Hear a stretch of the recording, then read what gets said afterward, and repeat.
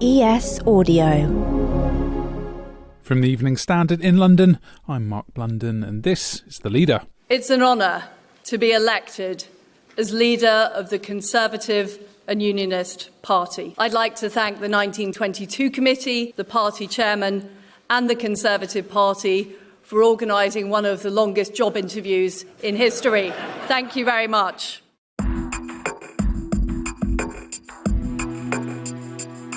The votes are in, and it was a leadership race closer than predicted, with Liz Truss securing 81,326 votes from Conservative Party members, compared to Rishi Sunak's 60,399, to become only Britain's third female Prime Minister.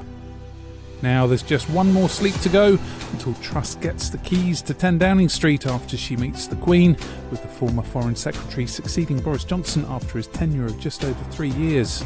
I will deliver a bold plan to cut taxes and grow our economy. I will deliver on the energy crisis, dealing with people's energy bills, but also dealing with the long-term issues we have on energy supply.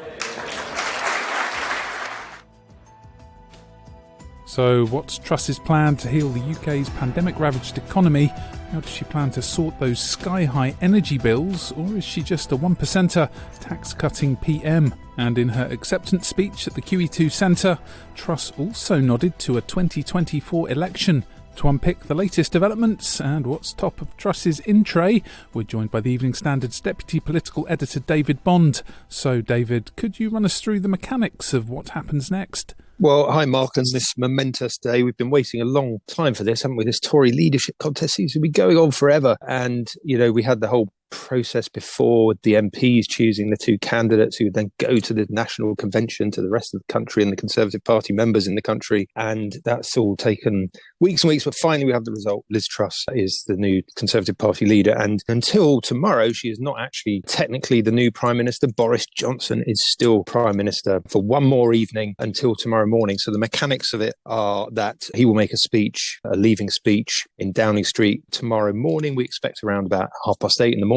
And then he will go to Balmoral, where, as we know, the Queen is staying because she has these mobility issues. She's not going to come back to Buckingham Palace, as is normally the custom on these occasions. She will then meet Boris Johnson, who will formally hand in his resignation as the PM. And then shortly afterwards, Liz Truss, now as the new Tory party leader, will go and have her own first private audience with Her Majesty.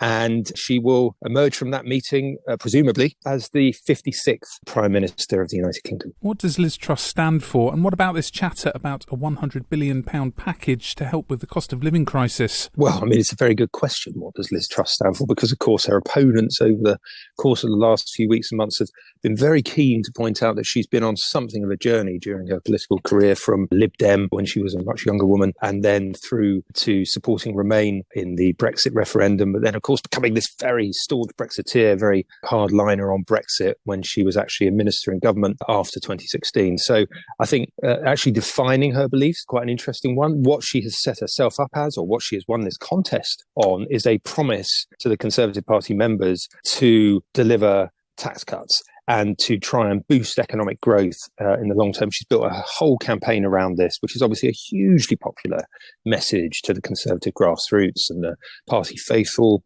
who, you know, always hark back to the days of Thatcher. And that is what she has promised. Of course, there are great warnings about that, both from economists who question whether actually that will lead to the economic growth that she is promising. It's not automatic just because you do that or because you say you want economic growth that it will follow. And from those who say this is exactly the wrong time to be cutting taxes, because, as you point out, there is this need for a more immediate emergency package of support. And now Liz Truss, when she was on BBC with Laura Kuenssberg on Sunday morning, made it very clear that there will be a package coming within days. There's been lots of speculation about the number, lots of speculation about the mechanism. We can get into all that if you like. But the message very much coming from Liz Truss is that actually she sort of shifted her position from earlier on in the campaign, where she told the FT she wasn't in favour of handouts, to one where she is now clearly preparing a major emergency package to help people with their rising energy bills this autumn and winter. So she's mentioned a general election. What are her chances of holding on to that sizable Johnson parliamentary majority? Yeah, I mean, she made it very clear that, she mentioned 2024 as the date by which Conservative Party will have to win the next election. So sort of feel like she's ruled out any chance of a snap election. If you look at the polls, Labour are sort of 10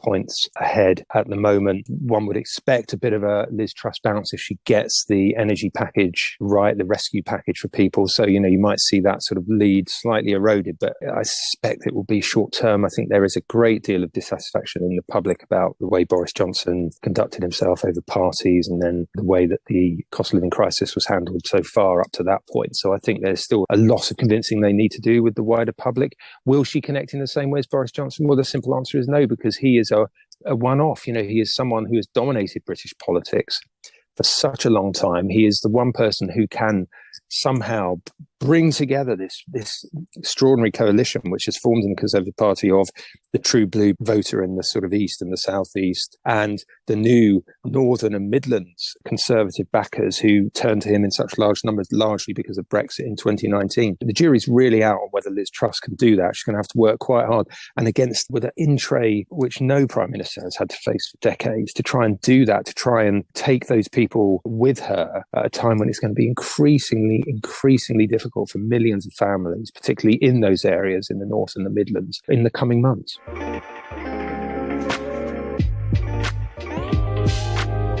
Let's go to the ads. Coming up, what will a Truss cabinet look like? And what happened for Rishi Sunak? Why not hit rate and follow in the meantime?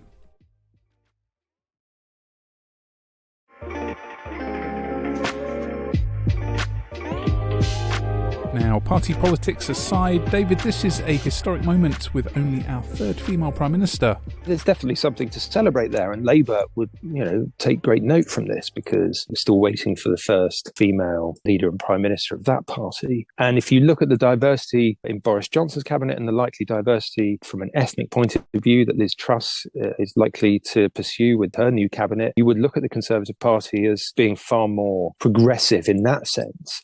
But then the flip side of that is that from a sort of political, ideological point of view, lots of people are looking at this first cabinet that we expect with people like Kwasi Kwarteng made Chancellor, Suella Braverman possibly becoming Home Secretary, Jacob Rees-Mogg going to business. You're looking at perhaps one of the most right-wing cabinets in many, many years for a Conservative government. So in one sense it is, as I say, very progressive. In other senses, it's going to be quite right-wing and quite different in that sense. So do you think more of a focus on law and order? I think so. Of course, Priti Patel was pretty hard line. If it is Suella Braverman, then we can expect a sort of continuation of that, particularly on immigration. Liz Truss did make, as did Rishi Sunak to be fair, but did make quite a big play of law and order and making a commitment to increase the number of police officers and make the streets safer for women, which is obviously hugely important to standard readers and listeners to this podcast. But the problem she's got, if you look at her in tray, if we just run through it, you've got energy bills and the immediate crisis, but then the longer term sort of reforms of the economy that she wants to introduce. We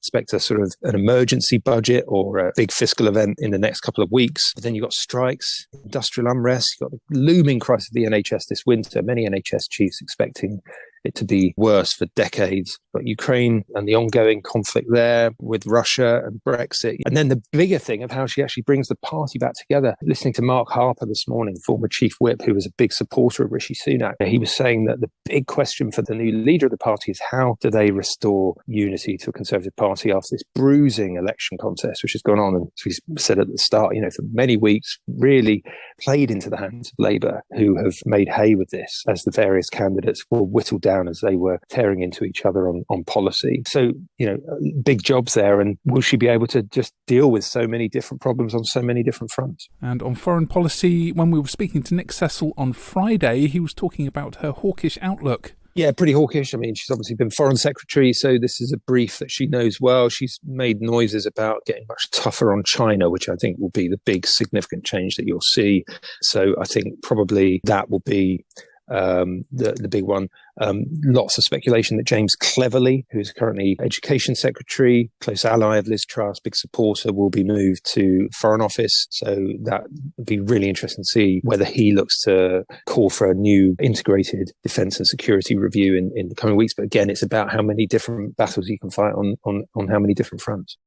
And poor old Rishi Sunak looked pretty crestfallen ahead of the announcement. How come he couldn't get it over the line? Don't forget, of course, he won pretty convincingly the parliamentary party's support before the final two were then sent out to the Conservative Party members. And, that is a problem for Liz Truss. She's going to have to sort with her whipping operation and try and get the parliamentary party unified and on side. I think if you look at that it was the first leaders' debate where he really, really was quite aggressive. That clearly backfired, and you saw him become much more conciliatory as the campaign went on, much more sort of measured in his attacks on Liz Truss. But that first one was really noticeable, where he was accused of mansplaining and shouty public school behaviour. All of that played really badly for him, I think. And he couldn't really get away from the fact that he had been part of even though Liz Truss had obviously been part of Boris Johnson's government, he couldn't get away on the question of the economy from that sort of accusation of being part of kind of outdated Treasury thinking and sort of increased spending and increased taxes, which is exactly counter to the platform that Liz Truss ran on and won with. So I think those were probably his two problems. And of course, now, he said that he wouldn't accept a job, even if he was offered it in Liz Truss's cabinet. He said he's determined to continue to serve his constituents. So I suspect we'll see him stick around for a bit. He might be encouraged by the nature of the result today, with him being a bit more tight than people might have anticipated. So he might just play the slightly long game here and see how it all goes for the new PM. And then come 2024, if the Conservatives lose, well, she might be out and they might be looking for a new leader. And finally, thanks as always, David. What next for the Right Honourable Member for Uxbridge and South Ruislip?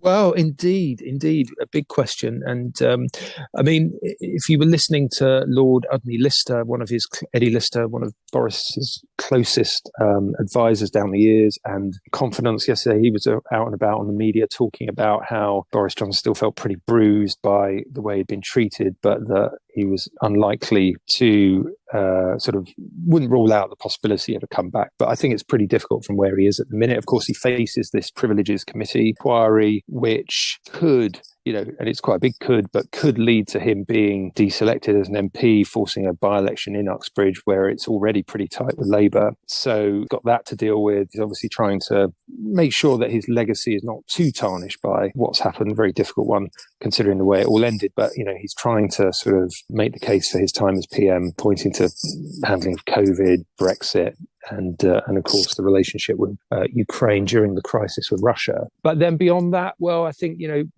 I suppose, he'll look to try and make some money on the speaking circuit and writing. Don't know whether we'll see him pop up as a columnist back with the Telegraph again, but, that's obviously a very likely possibility at some point.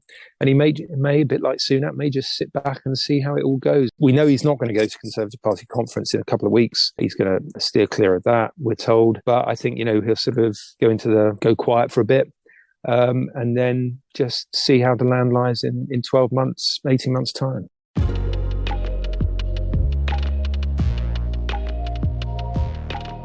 There's more on this story in the Evening Standard newspaper and online at standard.co.uk.